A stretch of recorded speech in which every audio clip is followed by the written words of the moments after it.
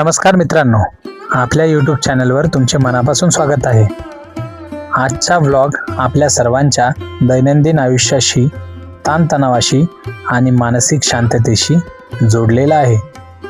आपल्या आयुष्यात बऱ्याचदा असं होतं की आपण ज्या गोष्टींची अपेक्षा करतो त्या गोष्टी तशा घडत नाहीत। कधी आर्थिक अडचण येते, कधी नातेसंबंधांमध्ये दुरावा येतो, तर कधी भविष्याची चिंता आपल्याला ग्रासून टाकते। अशा वेळी नक्की काय करायला हवं, आपलं मन शांत कसं ठेवायचं, याचं उत्तर आजपेक्षा शेकडो वर्षांपूर्वी संत तुकाराम महाराजांनी एका कालजयी अभंगातून दिला आहे। जो अभंग म्हणजेच ठेविले अनंते तैसेची राहावे, चित्ती असो द्यावे समाधान। आजच्या या व्हिडिओमध्ये आपण या अभंगाचा सखोल अर्थ अगदी सोप्या संवादात्मक भाषेत समजून घेणार आहोत, जेणेकरून आपल्याला आपल्या रोजच्या आयुष्यात याचा मोठा फायदा होईल। चला तर मग थेट अभंगाकडे वळूया। हेची थोर भक्ती आवडती देवा, संकल्यावी माया संसाराची। ठेविले अनंते तैसेची राहावे, चित्ती असो द्यावे समाधान। वाहिल्या उद्वेग दुःखाची केवळ, भोगणे ते फळ संचिताचे। तुका मने घालू तयावरी भार, वाहू हा संसार देवा पायी। परत वाचन करूया। हेची थोर भक्ती आवडती देवा, संकल्यावी माया संसाराची। ठेविले अनंते तैसेची राहावे, चित्ती असो द्यावे समाधान।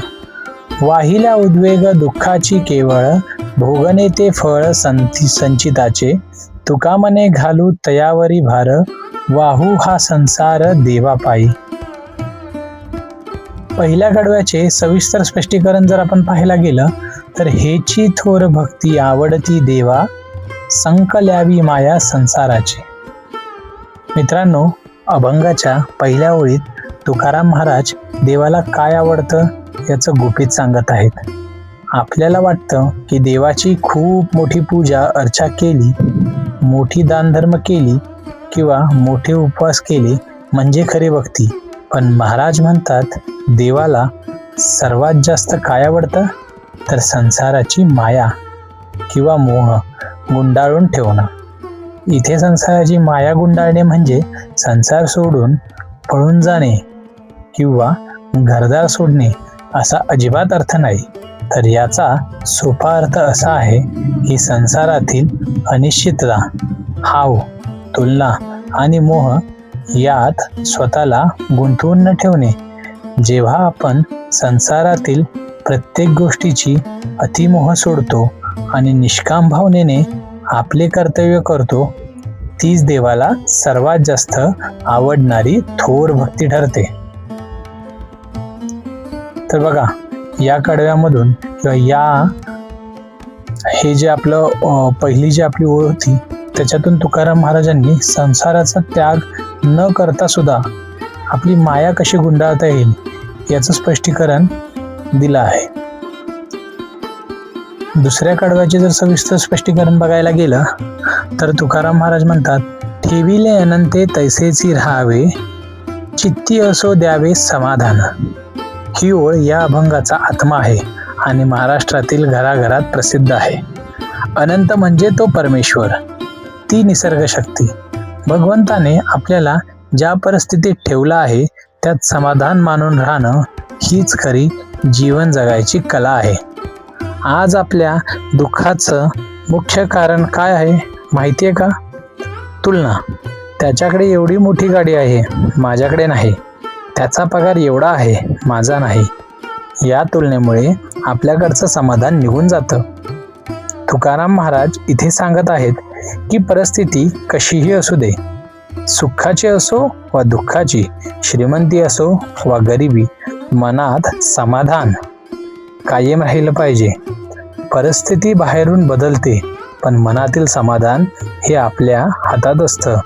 देव ज्या स्थितीत ठेवेल त्यात आनंदाने राहणे म्हणजेच खरी शांती।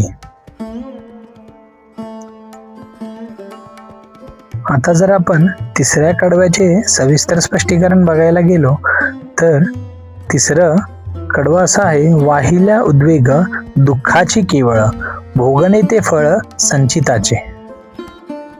आता तिसऱ्या ओळीत महाराज मानवी स्वभावाचा अतिशय वास्तववादी विश्लेषण करतात.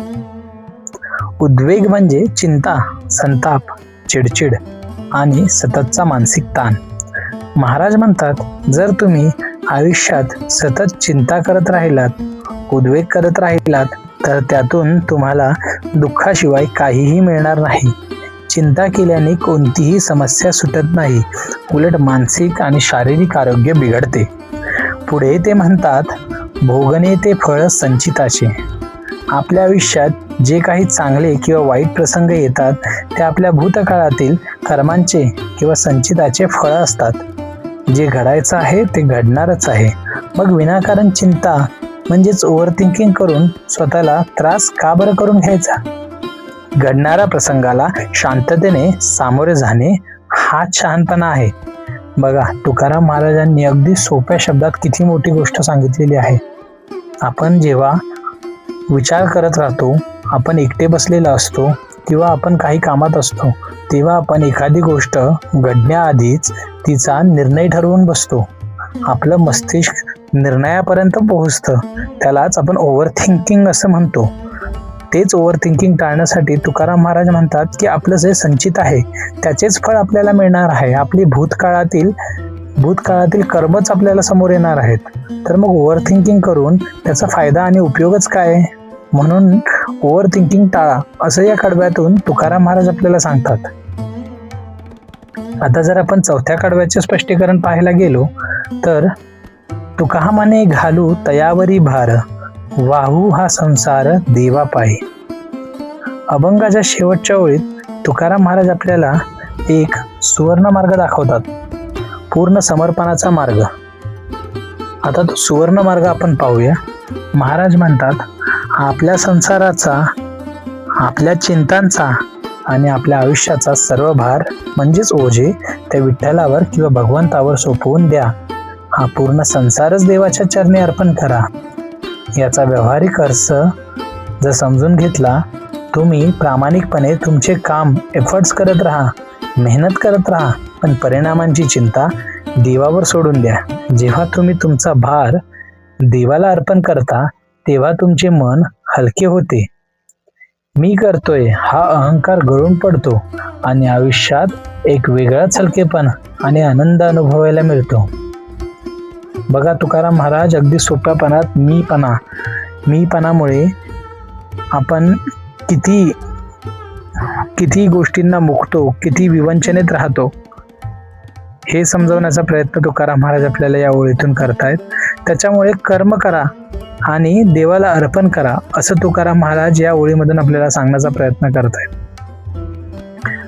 तर मित्रांनो, संत तुकाराम महाराजांचा हा अभंग आपल्याला 3 महत्त्वाच्या गोष्टी शिकवतो.